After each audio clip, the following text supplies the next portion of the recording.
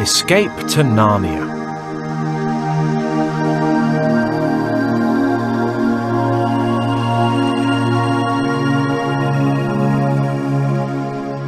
Welcome to the magical world of Narnia, a land of mythical creatures and talking animals.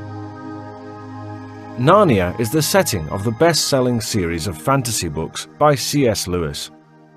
Some of the books, like The Lion, the Witch and the Wardrobe, are also very popular films.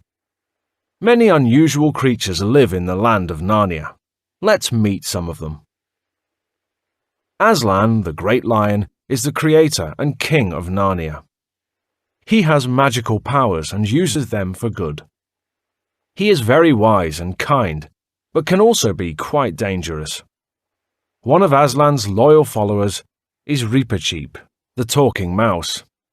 He may look small, furry and cute, but he is a brave knight who can fight very well with a sword. Narnia has some fascinating mythical creatures too. High in the sky, griffins fly about. These magnificent creatures have the body of a lion, but the head and wings of an eagle.